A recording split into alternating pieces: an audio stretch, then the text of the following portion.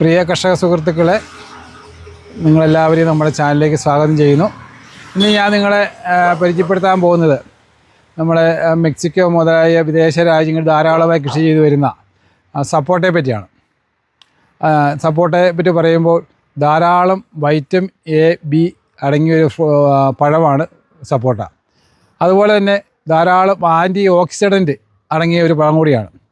നമ്മുടെ നാട്ടിലൊക്കെ സുലഭമായി കിട്ടുന്ന വ്യാപകമായി കൃഷി ചെയ്യാത്തൊരു പഴമാണ് നമ്മുടെ ഈ സപ്പോട്ട എന്ന് പറഞ്ഞ പഴം. അപ്പോൾ നമ്മൾ ഇവിടെ കൃഷി ചെയ്തിരിക്കുന്ന സപ്പോട്ടയാണിത്. സപ്പോട്ടയ്ക്ക് വളരെയധികം ഇനങ്ങളുണ്ട്.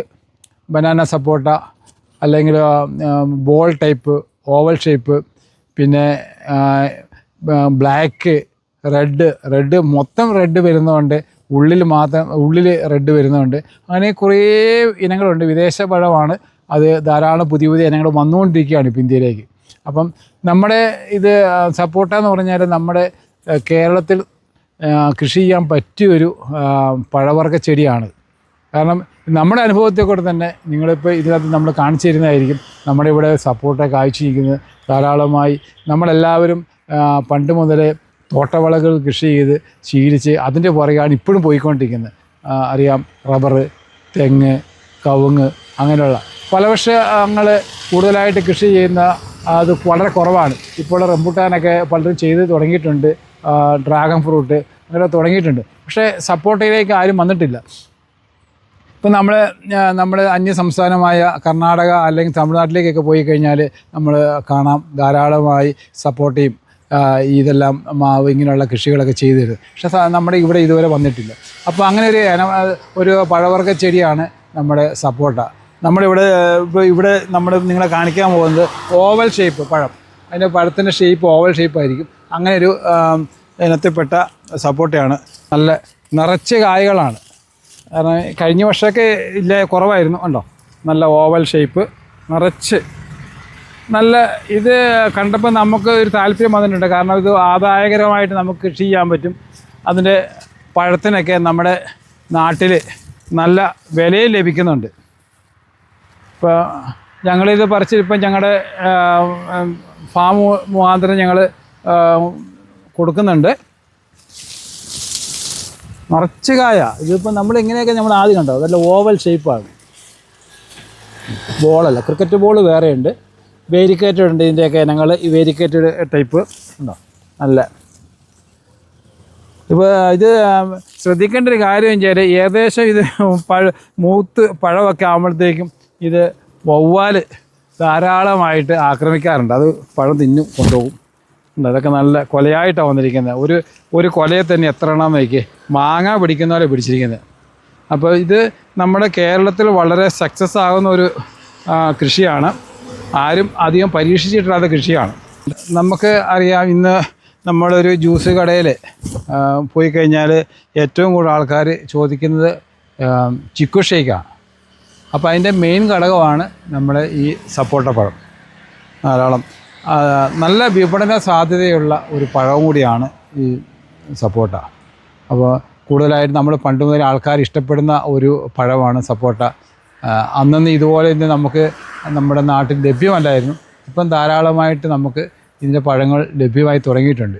നമുക്ക് ഈ സപ്പോട്ടയിൽ നിന്ന് പല പ്രോഡക്റ്റുകൾ ഉണ്ടാക്കുന്നുണ്ട്. അതിൽ പ്രധാനപ്പെട്ട ഒന്നാണ് ഇതിൻ്റെ ഈ ഗം എടുത്തിട്ട് നമ്മൾ ചൂയിങ്ങൊക്കെ ഉണ്ടാക്കുന്ന ഇതിൻ്റെ ഗമ്മിൽ നിന്നാണ്. അങ്ങനെയുള്ള ഐറ്റംസൊക്കെ ഇതിനകത്ത് ധാരാളമായിട്ട് പശ കൂടുതൽ അടങ്ങിയിട്ടുണ്ട്. അതാണ് ഇതിൻ്റെ ഒരു കറ വരുന്നത്. നമ്മൾ പൊട്ടിക്കുമ്പോൾ കാണാം, നമ്മൾ കാണിച്ചു തരാം. ഉണ്ട്, ധാരാളം ഇതിനകത്ത് ഗമ്മുണ്ട്. ഇപ്പോൾ പപ്പായ മുതലായ ഈ ഫ്രൂട്ട്സിനൊക്കെ ഉണ്ടാകുന്ന പോലെ ഇതിൻ്റെ ഗമ്മുണ്ട്. ഈ ഗമ്മ് ഉപയോഗിച്ചിട്ടാണ് നമ്മൾ ഈ ചൂയിങ്ങൊക്കെ നിർമ്മിക്കാൻ കൂടുതലായിട്ട് ഉപയോഗിക്കുന്നുണ്ട്.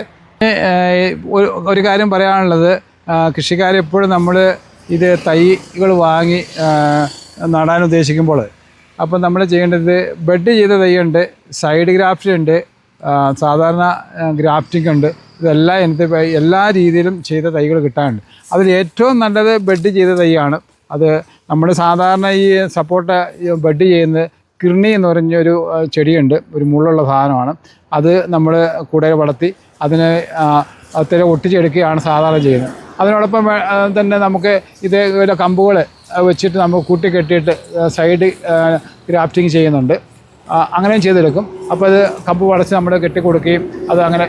അപ്പം നമ്മൾ സൈഡ് ഗ്രാഫ്റ്റ് ചെയ്യുമ്പം അതിൻ്റെ മെച്ചം എന്ന് പറഞ്ഞാൽ പെട്ടെന്ന് അത് കായ്ഫലം തരും. കാരണം അതുകൊണ്ട് ഇതിലൊക്കെ പെട്ടെന്ന് കായ് പിടിക്കും. ബെഡ് ആകുമ്പോൾ കുറച്ച് ലേറ്റ് ആവും. പക്ഷേ ഏറ്റവും കൂടുതൽ കാലം ദീർഘകാലം നിൽക്കുന്നത് നമ്മുടെ ബെഡായിരിക്കും. അതുപോലെ തന്നെ നമ്മൾ കശുമാവൊക്കെ ചെയ്യുന്ന പോലെ കിർണി ഇതിൽ വളർത്തിയിട്ട് അതിൽ ആപ്പ് പോലെ ആക്കിയിട്ട് നമ്മൾ ഗ്രാഫ്റ്റ് ചെയ്ത് പിടിപ്പിക്കുന്നുണ്ട്.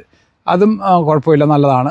അത് ആകുമ്പം നമ്മൾ ഇതിൻ്റെ കമ്പുകളാണ് പിടിപ്പിക്കുന്നത്. ഇതുപോലെ മൊത്തത്തിൽ പിടിപ്പിക്കത്തില്ല. കമ്പ് വെച്ച് നമ്മളത് ഗ്രാഫ്റ്റ് ചെയ്ത് നമ്മളത് ഹ്യൂമിഡിറ്റി നമ്മൾ കവറിങ് ഒക്കെ ചെയ്ത ശേഷമാണ് ചെയ്യുന്നത്. അങ്ങനെയും ചെയ്യുന്നുണ്ട്. അങ്ങനെ 3 രീതിയിലാണ് ഇതിൻ്റെ ഗ്രാഫ്റ്റിംഗ് നടക്കുന്നത്. അതിലേറ്റവും നല്ലത് നമുക്ക് ബെഡ് ചെയ്ത് ആവും.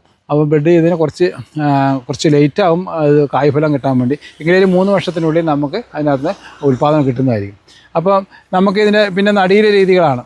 അപ്പോൾ ഇത് നമ്മൾ നല്ല തൈകൾ നമ്മൾ സെലക്ട് ചെയ്ത ശേഷം നമ്മൾ ഈ നേരത്തെയൊക്കെ മറ്റുള്ള ഫലവൃക്ഷ തൈകൾ നടുന്നതുപോലെ തന്നെ ഒരു 2 അടി നമ്മൾ കുഴി സമചതുരത്തിലെടുത്ത് അതിനകത്ത് പറ്റുമെങ്കിൽ നമ്മൾ ചകിരിത്തോണ്ടുണ്ടെങ്കിൽ ഏറ്റവും അടിയിൽ ഒരു നില ചകിരി ഇങ്ങനെ മലത്തി വെക്കുന്നത് നല്ലതാണ്. അത് എന്തിനാണെന്ന് ചോദിച്ചാൽ നമുക്ക് വേനൽക്കാലത്ത് ഈർപ്പം നിലനിൽക്കാൻ വേണ്ടിയാണ് അതങ്ങനെ വെക്കുന്നത്. അത് നമ്മൾ ചകിരിത്തോണ്ട് മലത്തി വെച്ച് അതിന് മേലെ എല്ലുപൊടി, അഴിപ്പൊടി, ചാണകപ്പൊടി അല്ലെങ്കിൽ ജൈവവളങ്ങളൊക്കെ ചേർത്ത് മിക്സ് ചെയ്ത് നമ്മളത് മൂടിയിട്ട് ഒരാഴ്ച വെച്ച് നനച്ച് കൊടുത്ത ശേഷം നമ്മൾ രണ്ടാമത് ഒരാഴ്ച അല്ലെങ്കിൽ 10 ദിവസം കഴിഞ്ഞ ശേഷം നമ്മൾ ആ കവറിന് കണക്കായിട്ടുള്ള കുഴിയെടുത്ത് അത് നമ്മൾ നട്ടു കൊടുക്കുന്നത് നല്ലത്. അപ്പോൾ നടുമ്പോൾ നമ്മൾ എപ്പോഴും ശ്രദ്ധിക്കേണ്ട ഒരു കാര്യം എന്ന് വെച്ചാൽ ഒരു കാരണവശാലും ഈ നടുന്ന സമയത്ത് ഇതിൻ്റെ കവറ് പൊട്ടിക്കുമ്പോൾ മണ്ണ് അടന്നു പോകാൻ അതിരിക്കാൻ ശ്രദ്ധിക്കണം.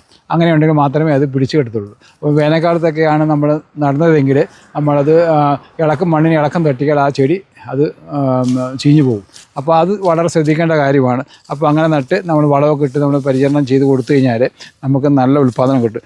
പിന്നെ ശ്രദ്ധിക്കേണ്ട ഒരു കാര്യം, നല്ല സൂര്യപ്രകാശമുള്ള സ്ഥലമായിരിക്കണം. സൂര്യപ്രകാശമുള്ള സ്ഥലത്താണ് ഏറ്റവും കൂടുതൽ ഉൽപ്പാദനം കിട്ടുന്നത്. ഇതിപ്പം ഒരു 6 വർഷമായ നമ്മുടെ ഒരു ചെടിയാണ് കേട്ടോ. ഇത് നല്ല ബുഷായിട്ട് നിൽക്കുന്നത്. ഇത് മേലേക്ക് പോകുന്നില്ല, ഇതിങ്ങനെ ബുഷായിട്ടിരിക്കുക. ഇപ്പോൾ നിങ്ങൾക്ക് ഞാനിവിടെ എല്ലാ ഫ്രൂട്ട്സാണ് എൻ്റെ വീടിൻ്റെ മുൻഭാഗം അത് കാണിക്കുന്നത്. കാരണം നമ്മളിവിടെ എല്ലാം ആദ്യം ഗാർഡനായിരുന്നു, ചെടികളായിരുന്നു. ആ ചെടികളെല്ലാം ഒഴിവാക്കിക്കൊണ്ട് ഇപ്പം പലതരത്തിലുള്ള ഫ്രൂട്ട്സുകളാണ് വെച്ച് പിടിപ്പിച്ചിരിക്കുന്നത്. അപ്പം നമുക്ക് എല്ലാത്തിനകത്തും പല ഫ്രൂട്ട്സിനകത്ത് ആദായം കിട്ടിക്കൊണ്ടിരിക്കുകയാണ്. ഇപ്പോൾ ഇതിനകത്ത് പുലാസാനുണ്ട്, ചെറിയ പല സൈസ് ഉണ്ട്. ഇത് സപ്പോർട്ട് തന്നെ വേറെ ടൈപ്പ് കൊണ്ട് അപ്പുറത്ത് ഞങ്ങൾ കാണിച്ചിരുന്നതായിരിക്കും. ഇപ്പം തന്നെ ഒരു നമ്മുടെ വേരിക്കേറ്റഡ് ടൈപ്പ് അത് നിങ്ങളെ കാണിച്ചു തരാം. ഇപ്പം നിങ്ങളെ കാണിച്ചു തന്നിരിക്കുന്നത് ഓവൽ ഷേപ്പ് ബോളല്ല, ഓവൽ ഷേപ്പ് സപ്പോർട്ടാണ് കാണിച്ചിരുന്നത്. ഇത് നമ്മൾ വേരിക്കേറ്റഡാണ്. ഇത് ബോൾ ടൈപ്പാണ്. ഇതുകൊണ്ട് പൂ വന്നിരിക്കുന്നത്. ഇപ്പോൾ ഇത് കഴിഞ്ഞ വർഷത്തെ കായുണ്ടായിരുന്നു. ഇത് കുറച്ച് ലേറ്റായിട്ടാണ് ഇതിനകത്ത് ഉൽപ്പാദനം വരുന്നത്. കണ്ടോ, ഇതെല്ലാം നല്ല നിറച്ച് പൂവായിട്ടുണ്ട് നല്ലവണ്ണം. ഇതിൻ്റെ ഇല കണ്ടോ, ഇല വേരിക്കേറ്റഡാണ്. വേരിക്കേറ്റഡ് ഇലയാണ് ഇതിൻ്റെ, അതാണ് ഇതിൻ്റെ ഒരു പ്രത്യേകത. അപ്പോൾ ഇത് നല്ല വലുപ്പത്തിലാണ്. പക്ഷേ ഇപ്പം ഞാൻ കാണിച്ചതിനേക്കാൾ ഉൽപ്പാദനം കുറച്ച് കുറവാണ്. ഇപ്പോൾ ഇതെല്ലാം പൂവായിട്ടുണ്ട്. എല്ലാം കണ്ടോ, ഇതെല്ലാം പൂവാണ്, എല്ലാത്തിനും പൂവായിട്ടുണ്ട്. അങ്ങനെ ഒരു ഇനമാണ് വേരിക്കേറ്റഡ് സപ്പോട്ട. ഇത് നമ്മുടെ അടുത്തുണ്ട്. ഇതിൻ്റെ തൈകളൊക്കെ നമ്മുടെ നഴ്സറിയിൽ ലഭ്യമാണ്. ആവശ്യമുള്ളവർക്ക് ബന്ധപ്പെടാം. പിന്നെ നിങ്ങൾ കൃഷി ചെയ്യുമ്പോൾ നമുക്ക് സ്ഥലപരിമിതി ഉള്ളവർക്ക് ഏറ്റവും നല്ലത് എയർപോർട്ട് സംവിധാനം. ഇപ്പോൾ എയർപോർട്ട് ഇറങ്ങിയിട്ട് അത് പ്രചാരത്തിലേക്ക് വന്നുകൊണ്ടിരിക്കുന്ന ഒരു ഇതാണ്, വസ്തുതയാണ്. അതെന്നുവെച്ചാൽ എയർപോർട്ടിൽ നമ്മളൊരു 100 ലിറ്ററിൻ്റെ എയർപോർട്ടിൽ ഒരു ഇത് വെക്കുകയാണെങ്കിൽ നമ്മുടെ വീട്ടിലേക്ക് ആവശ്യമായ പഴങ്ങൾ അതിനകത്ത് ലഭിക്കും. അത് അധികം സ്ഥലം വേണ്ട, അത് നല്ല ബുഷായിട്ട് കുറ്റിപ്പായിട്ട് നിൽക്കും. അധികം വളർച്ചയൊന്നും കിട്ടത്തില്ല. എയർപോർട്ടിലാകും പെട്ടെന്ന് കായ്ക്കുകയും ചെയ്യും. അത് എന്തുകൊണ്ടെന്നാണ് വെച്ചാലും നമ്മുടെ എയർപോർട്ടിന് ഉള്ളിൽ സൈഡുകൾ മുഴുവൻ ദ്വാരങ്ങളാണ്. ഈ ദ്വാരങ്ങളുള്ളത് കൊണ്ടും എപ്പോഴും വായു സഞ്ചാരം കിട്ടിക്കൊണ്ടിരിക്കുന്നതുകൊണ്ടായിരിക്കണം അത് നല്ല വളർച്ചയും പെട്ടെന്ന് ഉൽപ്പാദനം കിട്ടുന്ന ഒരു മെത്തേഡാണ് എയർപോർട്ടിൽ നമ്മൾ ഈ കൃഷി ചെയ്യുന്നത്. ഇപ്പോൾ നമുക്ക് ഈ സപ്പോർട്ട മാത്രമല്ല, നമുക്ക് എല്ലാ ഫലവൃക്ഷ തൈകളും നമുക്കതിന് നട്ട് നമുക്ക് ഫലമെടുക്കാൻ പറ്റുന്ന ഒരു പ്രൊഡക്റ്റാണ് എയർപോർട്ട് സംവിധാനം. അതൊക്കെ നമ്മുടെ ഫാമിൽ ഇതൊക്കെ ലഭ്യമാണ്. ഇതിൻ്റെ ഫ്രൂട്ടിൻ്റെ തൈകളും ഈ എയർപോർട്ടൊക്കെ നമ്മുടെ നഴ്സറിയിൽ നമുക്ക് ഇത് നമ്മൾ കൊടുക്കുന്നുണ്ട്. നിങ്ങൾക്ക് ആവശ്യക്കാർക്ക് ബന്ധപ്പെടാവുന്നതാണ്. ഇതിൻ്റെ നമ്പർ നമ്മൾ താഴെ കൊടുക്കുന്നതാണ്. നിങ്ങളുടെ വീട്ടിൽ ഏത് ഇനമാണ് കൃഷി ചെയ്തിരിക്കുന്നത് നിങ്ങൾ കമൻറ്റ് ചെയ്യുക.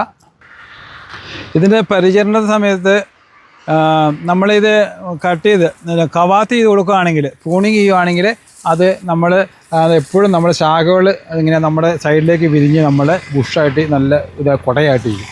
അപ്പം ഇതിന് കാര്യമായ രോഗബാധകളൊന്നും കാണുന്നില്ല. ഇത് നമുക്ക് അനുഭവത്തിൽ അങ്ങനെ കാര്യമായ രോഗങ്ങളൊന്നും ബാധിക്കുന്നില്ല. അപ്പം അങ്ങനത്തെ ഒരു പ്രശ്നങ്ങളൊന്നുമില്ല. പിന്നെ വളങ്ങൾ നമ്മൾ ഒരു വർഷത്തിൽ മഴക്കാലം തുടങ്ങി ആ മഴയൊക്കെ ശരിക്കും പെയ്ത് കഴിയുമ്പോൾ ഒന്ന് വളം ചെയ്യുക. അത് മഴ തീരാനാകുമ്പോൾ ഒരു വളം ചെയ്യുക. ഞങ്ങളിപ്പോൾ ജൈവവളമാണ് ചെയ്യുന്ന കൂടെ ഞങ്ങൾ സ്വന്തമായിട്ട് നിർമ്മിക്കുന്ന ജൈവവളമാണ് നമ്മൾ ഉപയോഗിക്കുന്നത്, വേറെ ഞങ്ങൾ ഉപയോഗിക്കുന്നില്ല. പിന്നെ ജലസേചനം, ആവശ്യത്തിന് ജലസേചനം. ഞങ്ങൾ ഇവിടെ എല്ലാം സ്പ്രിംഗ്ലറിൻ്റെ ഇതാണ് കൊടുത്തിരിക്കുന്നത്. സ്പ്രിംഗ്ലറെല്ലാം കൊടുത്തിട്ടുണ്ട്. അതിൻ്റെ അടിയിലൊക്കെ ഉണ്ടോ എല്ലാം കൊടുത്ത് സ്പ്രിംഗ്ലർ ഇട്ടിരിക്കുകയാണ്. മോട്ടർ അടിച്ച് ഞങ്ങൾ അതെല്ലാം ചെയ്തിട്ടാണ് ചെയ്യുന്നത്. ഇപ്പം ഞങ്ങൾ ഇതിൻ്റെ കായ് പറിച്ച് കാണിക്കാം. അതിൻ്റെ വിളവെടുപ്പ് നമ്മൾ ചെയ്യാൻ പോവുകയാണ്.